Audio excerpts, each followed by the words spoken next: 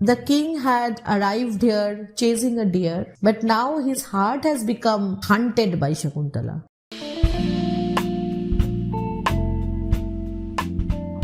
Hello and welcome back to Nipple Pop. In today's class, we are going to start with the text of Shakuntala by Kalidasa. And I'm planning to take up this text in a number of lectures where we will be focusing on some of the more important acts which are usually earmarked for detailed study. Since the first act as well as the prologue is extremely important, not just to set the tone of the play, but also to establish the theme, some of the very important characters, and the general background. Therefore, we will be dealing with the first act in some detail. Of course, we will not be able to go through each and every line of the act, but we will take up the major or important portions of this act as well as take you through the storyline. If you have not yet watched the video which I have made earlier giving you the story of Shakuntala in Bengali, I would advise you to go and watch that video so that you can have some idea about the storyline before you start the detailed textual reading.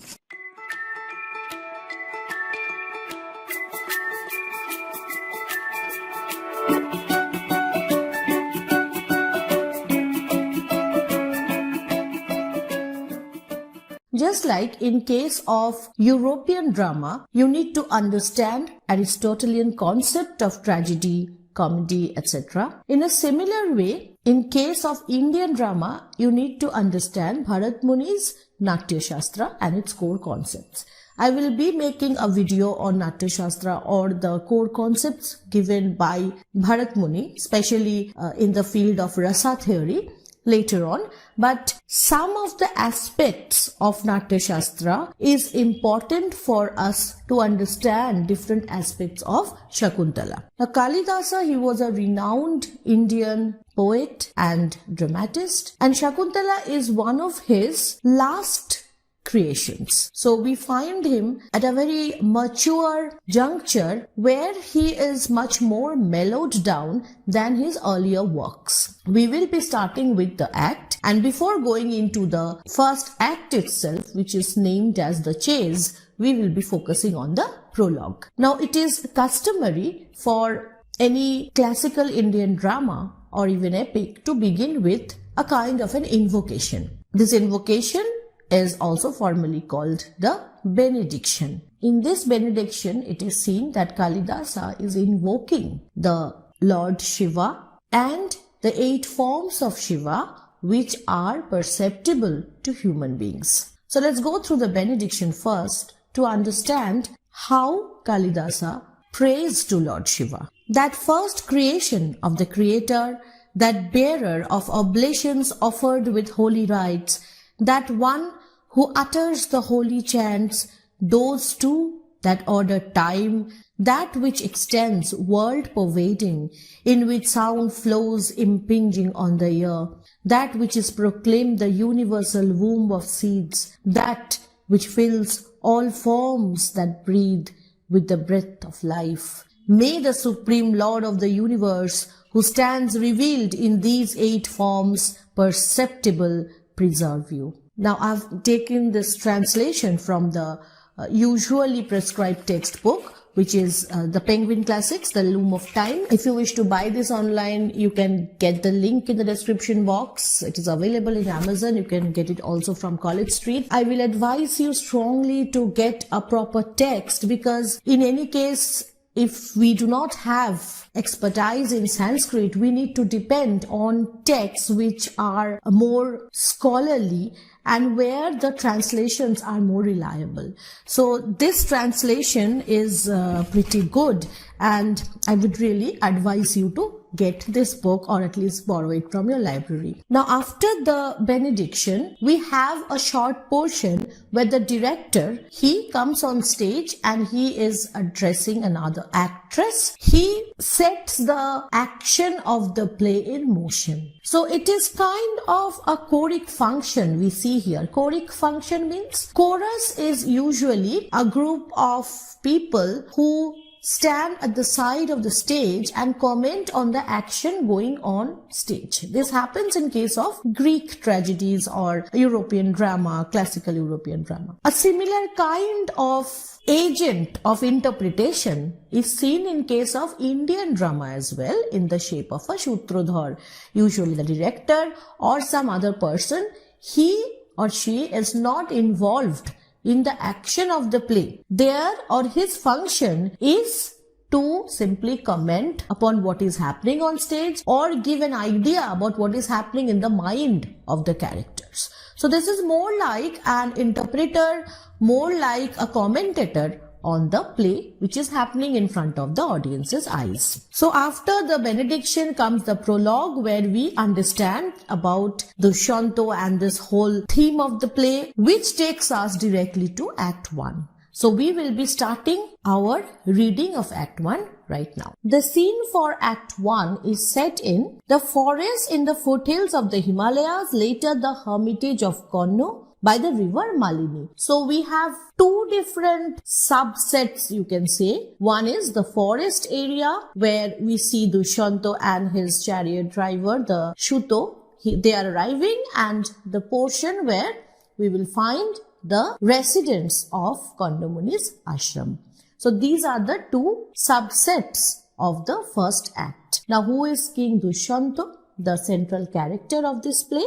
Dushyanta is the Nayak of this play. Nayak in classical drama means the central heroic figure. And he is the monarch of Chandravangshi Puru dynasty. And he arrives with his charioteer or Suta. The first speech in the play is by Shuto, and he is saying, "O long-lived majesty, casting my eye on the fleeting black buck, and you on holding the taut-strung bow, I seem to see before my very eyes Pinaki, the lord, chasing the deer."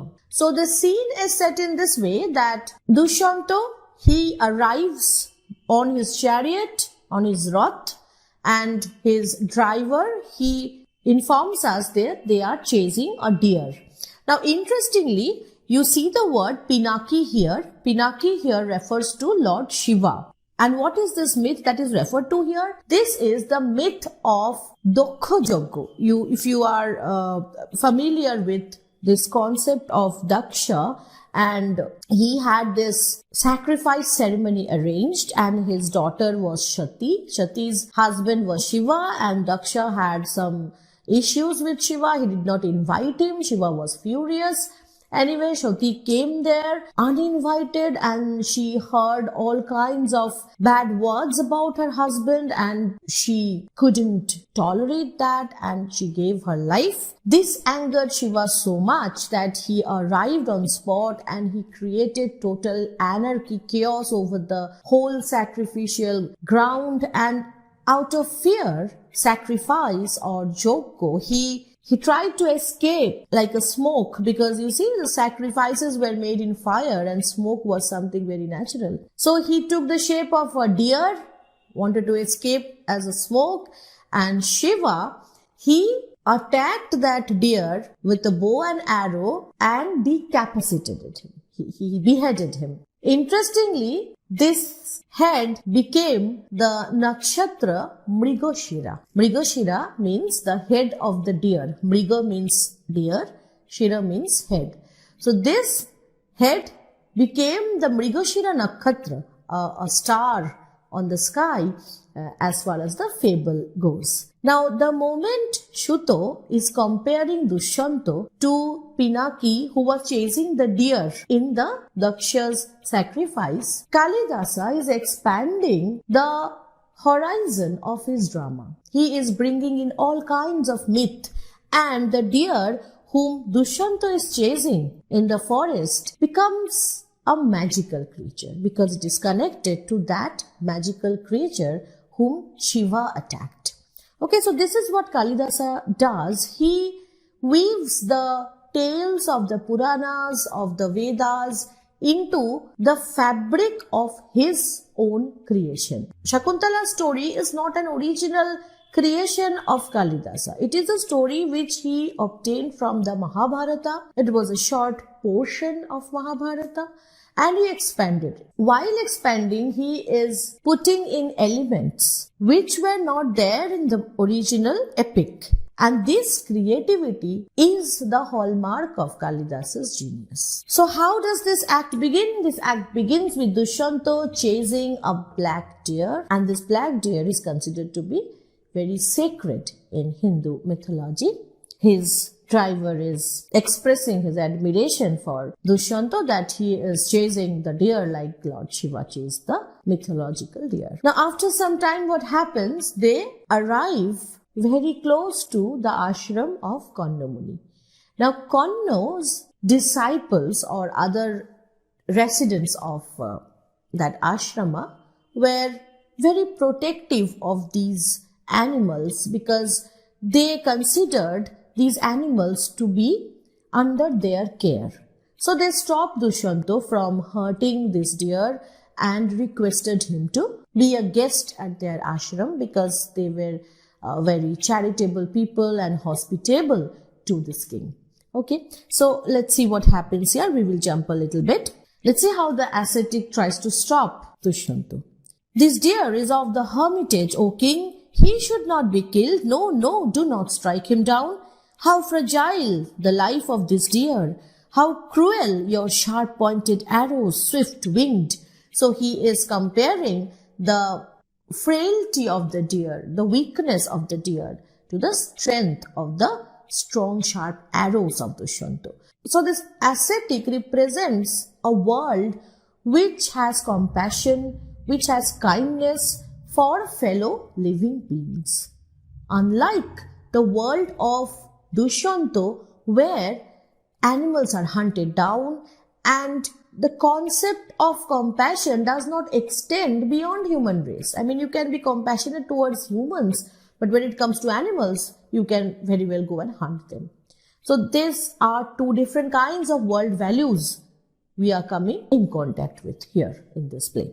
Quickly withdraw your well-aimed arrow. So this ascetic or this sadhu, he urges Dushyanta to withdraw his arrow, not to shoot the deer, bound to protect the distressed. Your arrow is supposed to protect people or protect the innocent, not kill them. So when it comes to the Indian concept of dharma, these are very subtle nuances which we come across in texts like this, that what should be the dharma of a king? Is protection of the innocent only about protection of humans, or does it extend to animals as well? Now these are the questions which this ascetic brings to our mind. But the good part is Dushyanta agrees to this whole appeal that the ascetic makes, and he goes on to say that, okay, I am not going to hurt any animal here. And then the ascetic does something important. He blesses Dushyanta and he says, this is indeed an act worthy of your honor. Born in Puru's dynasty and the glorious light of kings, may you be blessed with a son who will turn the wheel of empire. Now he touches a very weak string in the king's heart. The king did not have a son to continue his legacy. The ascetic blessed him with the possibility of having a successor. Now a son is not just a matter of genetic continuity for a king. A son is also a guarantee that power will remain in the family. So it is a very sensitive topic that is addressed here, and the king accepts his blessings because he really wants it to happen. So you see how with very subtle strokes, Kalidas is creating a picture of Dusyanta's reality to you. He is telling you that Dushyanta is a very mighty king. He has all the qualities of a Kshatriya king. He hunts down animals, and then he can also show compassion when urged or when pleaded to. He is childless, or rather he does not have a successor yet. So Kalidas is giving you information through these conversations, this is what a good dramatist does. He does not give you information just through the Sutradhar. Sutradhar will give you some idea about who the characters are. But through the dialogues inside the play, you get to understand the subtle shades of these characters, their weaknesses, their aspirations, their struggles. So this is what we see here. The king, he asks whether Rishi Karna, he is at home or not. And the ascetic replies that he is away and his daughter Shakuntala is given the duty of receiving guests in Karna's absence. King decides to go and visit the hermitage, and before entering the ashram itself, the king realizes that this place is so different from his royal palace or the crowded city. And these lines which he addresses to his driver a bit later is remarkable in its poetic merit. Do you not see, sir, right here, grains of wild rice fallen from tree hollows, where parrots' nest lies scattered under the trees. Those stones there look moist, glossy from the oil of inguri nuts, split and pounded on them. All around deer browse in their tranquil haunts, unafraid of the chariot's approach yonder. So the forest is not just beautiful or wild, it is also unafraid of any harm that humans can cause, because human beings around these places, they are compassionate towards these lives. Drops of water dripping off the edges of bark garments in long lines trace the paths to pools and streams. And you see further, rippling beneath a passing breeze, waters flow in deep channels to lave the roots of trees. Smoke drifts up from oblations to the sacred fire, to dim the soft sheen of tender leaf buds, free from fear. So he is repeating his words about fearlessness in these places. Fawns browse lazily in meadows beyond, where darbha shoots are closely cropped. Yes, sire, everything is as you say, the driver replies.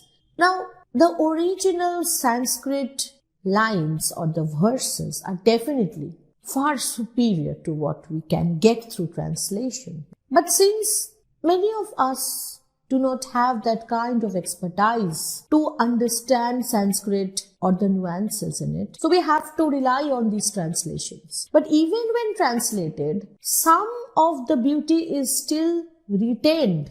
Everything is not like scattered away when translations happen. Like, this is the beauty of real poetry, that it doesn't get lost totally in translation. They reach the ashram. So we remember what has happened. Dushyanta, he was chasing the deer.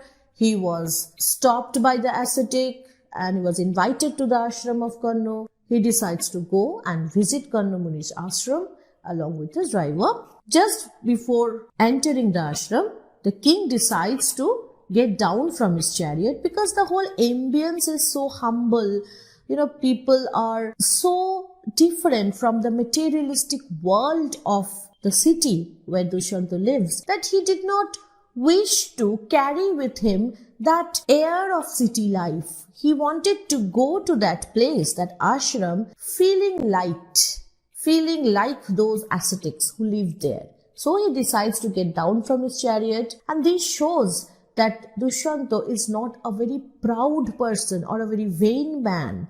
He is very sensitive to these things, because he feels that in order to enter an ashram, you need to, kind of cast off your royal attire, you need to shed off your vanities. So he does that. He enters the ashram like a common man. And this will become very important in the plot. And then, just before entering, he says, when he's all alone, tranquil is this hermitage, yet my arm throbs. So it's like something is about to happen, a kind of a premonition, as if his body is giving him signals that some fulfillment is awaiting him. Yet who knows, coming events find doors opening everywhere.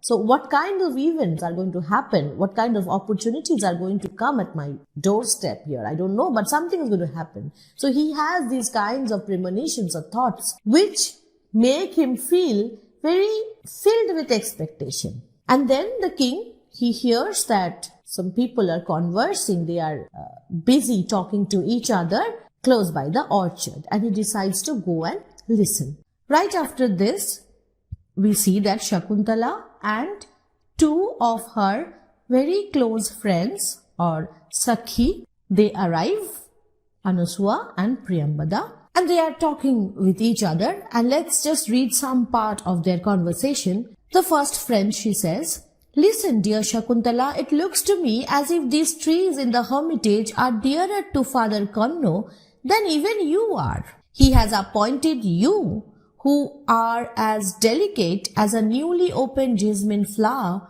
to fill these trenches round the roots with water." So we know that Kanno, he is away and he has put Shakuntala in charge of the ashram. This also means that Shakuntala is supposed to water the garden, and that is not a very easy job because you need to carry these heavy pitchers of water and pour them, and then you need to tend the roots and weeds. So it takes a lot of strength. And then Shakuntala's friend says that your father Kanno, he thinks that, we think that he does not love you so much as he loves his trees. Shakuntala replies, "Dear Anusua, it is not merely a matter of father's injunction. I love them like a sister." So she says that she's not taking care of these trees and plants because her father or Kanno, he had asked her to, but because she feels that they are her kins or they are related to her. She calls these plants her sisters and brothers. Friend Shakuntala, the trees of the hermitage that bloom in summer have all been watered. Shall we now sprinkle those that are past flowering? That would be an act of devotion, not looking for a reward. So this is very nice what she says here, that usually a person pays more attention to those plants where they get some flower as reward. But they wish to water even those plants which are not in the flowering season anymore. So there is no reward. So here we find that just like we have seen in case of the ascetic who shows compassion towards that deer, we see here compassion towards the world of plants. And this makes this ashram a kind of a paradise free from human cruelty, where man and nature, they live in close proximity, where they sustain each other, where the plant rewards man with fruits and flowers, and where man, he takes care of the flora and fauna even without thinking about any reward. So that is the kind of a symbiotic relationship. Symbiosis means where two things are existing by doing work for each other. Same thing is happening here. Nature and humanity is seen to exist parallelly in symbiosis. Now the king, he has arrived at this place not as a king but as a visitor. So he does not openly declare his royal identity, and he is trying to understand which one of these girls is Shakuntala. And while these women, they are conversing about their everyday life, about themselves, by this time Dushyanto is feeling more and more drawn towards this beautiful woman whom he feels is a kind of a misfit in this plain, humble surrounding. He feels that she deserves a royal palace. The thought comes to his mind. Now while talking, Priyambada talks about the mango tree and a vine which goes around the mango tree trunk, and they feel like the mango tree is wedded to this vine. Shakuntala says, "Oh Anusua, what a charming sight, this marriage of vine and tree. See, the jasmine has this very moment entered into her budding youth, and the mango tree is laden with young fruit, indicating he is ready for enjoyment." Now, biologically speaking, mango trees can never get married to jasmine vines. But this is the beauty of Kalidasa's poetry, where his imagination transforms everyday objects into some other magical forms. And mango trees get married to jasmine vines when Kalidasa says they do. Now see how this conversation continues, and Priyambada says that Shakuntala is staring at that union of the vine and the mango tree, and maybe she's thinking that someday I'm going to have a husband of my own, just like this jasmine vine has found her consort. And while this light conversations are going on, King Dushyanta made up his mind that he is going to propose to this beautiful lady and place her in the rightful place, that is beside a warrior himself. Just at that moment, a bee flies out of the bush, and Shakuntala is very perturbed because loving an animal is fine, but when a bee comes in front of you, you get scared that it might sting you. Looking at her, the king says, her lovely eyes rove, following the hovering bee close to her face. So the bee is hovering and Shakuntala is staring at the bee, so her eyes are also hovering, roving around. Looking at that, the king is totally impressed. She knits her brows. She is kind of not very happy about the situation of the bee, practicing already playful glances, though not in love but fear. So knitting the brow, making faces, these are parts of love making, which she is now doing out of fear for the bee. And the king imagines that, okay, maybe when she is in love with me, she is going to make all these expressions for me out of love. And then the king addresses the bee. Oh, you honey foraging thief, you touch ever so often her glancing eyes, tremulous and softly hum, hovering close to her ear as if eager to whisper a secret. So he is talking to the bee as if the bee is going to listen to him, that are you trying to tell her a secret that you are humming so close to her ear? Sneaking in to taste her ripe lower lip, the quintessence of love's delight, even as she piteously flails her hand. So she is trying to wave the bee away. Blessed indeed are you, while I wait, seeking to know the truth undone. So he is waiting, and the bee is having a good time, flying about Shakuntala's face, while the king is staying so away from her. So this is something that the king doesn't like right now. Shakuntala wants help because she is really scared of the bee. And the friends, they say that this is the kingdom of Dushyanta. Ask help from King Dushyanta because we are under his protection. So ironically, they are making a statement which is very humorous here, because they do not know that King Dushyanta is already right very close to them. He might anytime come and help them out. So they do not know all that thing. They are just saying to make fun of Shakuntala that call for Dushyanta's help. The king finds that this is a golden opportunity for him to arrive, and then he decides that I will not disclose my identity at the onset. I will tell them that I am just a simple visitor. Let's see what happens, because he wants more information on Shakuntala. So the king, he approaches these women. They are confused, of course, but they are silent, and then they greet him. They sit down, and Shakuntala is a bit lost in thoughts because she feels that the arrival of this person has started to trigger in her some emotions which she can't explain. The king speaks to Priyambada and Anushwa, talking about their friendship, thinking whether he should disclose his identity or not. Little by little, Shakuntala is feeling drawn towards this stranger, this man who has arrived. Now the friends, they notice these changes in Shakuntala. They understand that Shakuntala is getting attracted towards this man, and they start teasing her, saying that,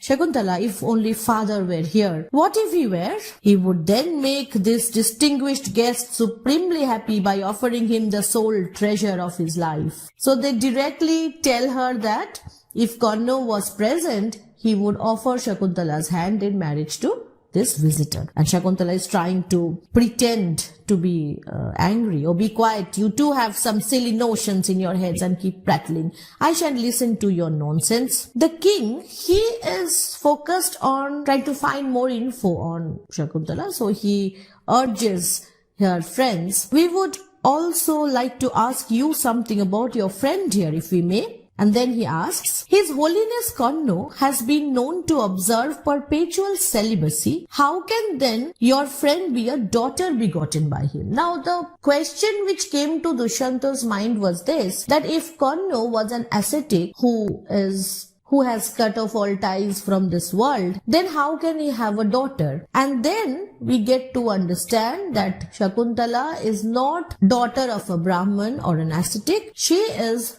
daughter of Apsara, who was born under very special circumstances. So they give the king the information about Shakuntala's identity and say that Father Kanno is her father by virtue of having reared her when he found her abandoned.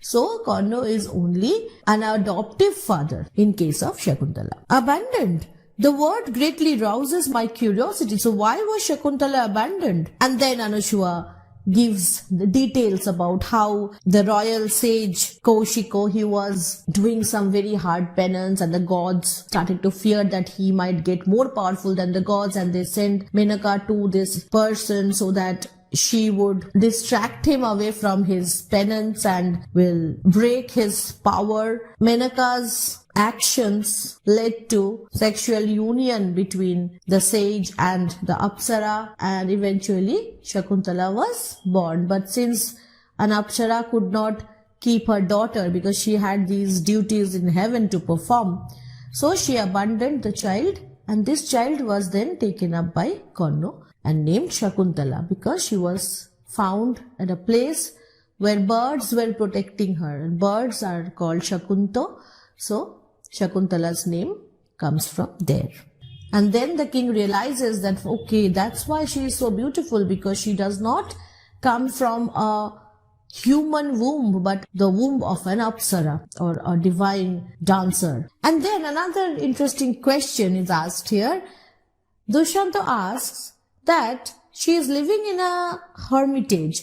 So does that mean she is going to spend like this, away from love, away from relationships all through her life? Or is this situation only temporary till she gets married?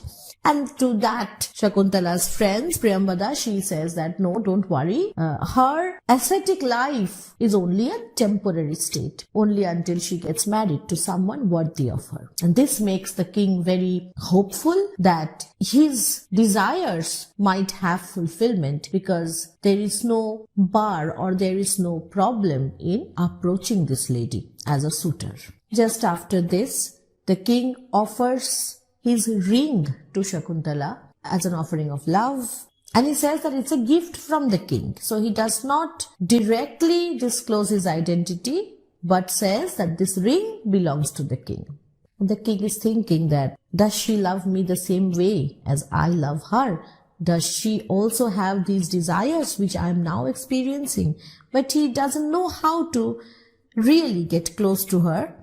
And right when he is trying to come a bit closer to understand Shakuntala, then a commotion happens and people start screaming that king's men have surrounded the ashram because they don't know about what happened with Dushanto and the deer and the ascetic and Shakuntala. They are trying to protect their king. They think that their king might be in danger, so they are trying to attack the place or hunt down the animals. Dushanto decides to go immediately, stop his men, and he also decides to set a camp very close to the ashram, because he knows that now day and night Shakuntala is going to rule his thoughts and he cannot escape this. So he wishes to stay very close to the ashram. And right after this episode, when these women, they escape into the ashram building and Dushanto has to go and stop his men, he says, "They are gone. I too should leave. My keenness to run to the capital has been blunted by meeting Shakuntala. So I am no more keen to run back to my capital. I am not interested anymore to go back home